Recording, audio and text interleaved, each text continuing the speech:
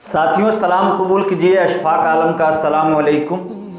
साथियों, आज हिंदुस्तान के मुसलमानों के एक अजीम रहनुमा, अलीगढ़ मुस्लिम यूनिवर्सिटी के संस्थापक सर सैयद अहमद खान का जन्म दिवस है। हिंदुस्तान में अंग्रेज़ों के आने से पहले मुसलमान तालीमी मैदान में काफ़ी अच्छे थे,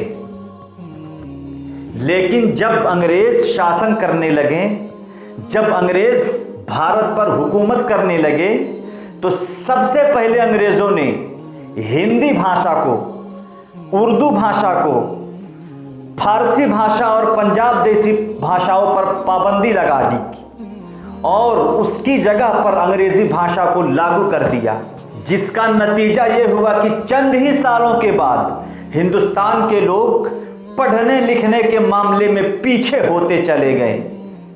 पूरे शहर में चंद ही लोग होते थे जो लिखना पढ़ना जानते थे।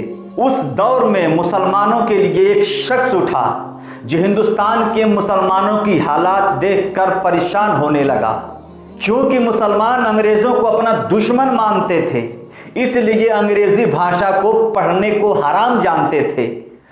उस समय मुसलमानों के पास कोई ऐसा स्कूल नहीं था जहां पर कुरान के साथ साइंस की तालीम दी जाती हो।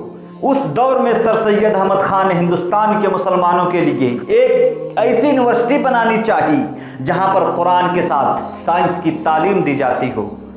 इसके लिए सर सैयद अहमद ने हिंदुस्तान के लोगों के सामने अपने दामन फैलाने शुरू कर दिया और चंदे इकट्ठा करना शुरू कर दिया। एक बार तो ऐसा हुआ कि सर सैयद अहमद अपनी यूनिवर्सिटी के लिए एक नवाब के यहाँ चंदे के लिए गए, तो नवाब भरी महफिल में बैठा हुआ था। उसने कहा कि सर सैयद, अगर तुमको चंदा चाहिए तो पहले ये पाजेब पड़ी हैं जो औरतें अपने पैरों में पहनती हैं। उस नवाब ने कहा था कि सर सैयद, अगर तुमको चंदा चाहिए तो इस पाजेब को तुम अपने पैरों में बांधो और हमारी महफिल में नाचो, तब तुमको चंदा दूंगा।